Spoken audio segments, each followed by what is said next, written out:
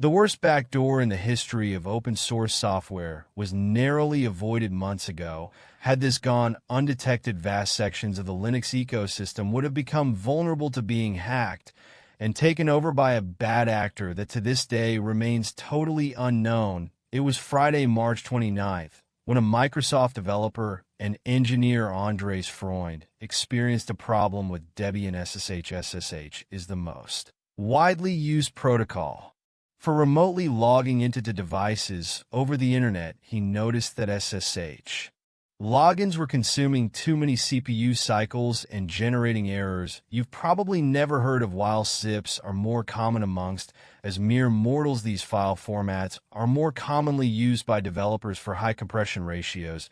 But regardless of the fact you've probably never even heard of XZ, if you're running Linux or Mac, then your OS likely uses it in the background when unpacking archives, and you Windows users also rely on it, albeit indirectly, because a lot of the online services you use will themselves use XZ. If XZ somehow turns malicious, then the systems that rely on it might themselves become vulnerable.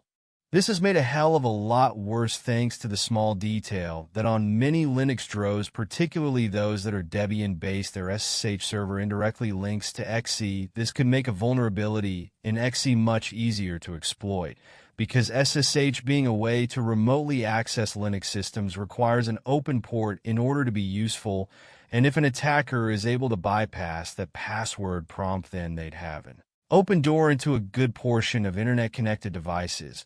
But how would they get malicious code into XZ to begin with? Well, hacking the project's maintainer and releasing a new version of XZ with malicious code simply isn't going to work, because it could take days, weeks, or even months for other software for which XZ is a dependency to update to using its latest version, which is obviously more than enough time for the maintainer to realize something is wrong and raise the flag. Instead, the bad guys hatched a plan to gain the trust of the maintainer of XZ in a bid to convince him to voluntarily hand over control of the project.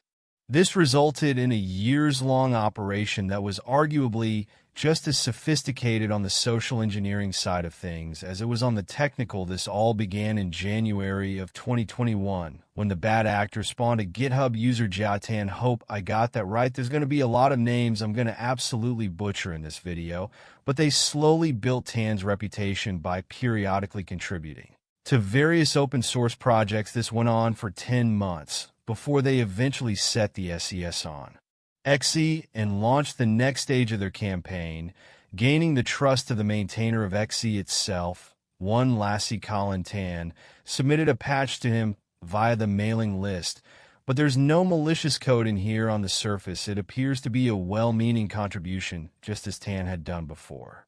However, the real goal here was to exploit victims via the SSH server, made possible because on many Linux systems XZ is a dependency of OpenSSH. This specific vulnerability went one step further. Attackers had to possess a certain private key to exploit it. The key allowed them to run arbitrary commands with root-level privileges on affected systems. Here's how the malicious code worked. The attacker hid a malicious binary within the test folder of the project files, leveraging the fact that this folder isn't closely scrutinized. This binary was later unpacked and modified during the compilation process.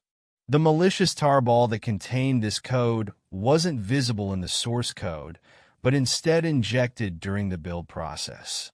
The attacker used clever techniques to obfuscate the code, such as avoiding ASCII characters and implementing a built-in state machine to identify key strings. Because XZ is indirectly linked to OpenSSH on many Linux distributions, exploiting the vulnerability allowed the attacker to bypass SSH security mechanisms.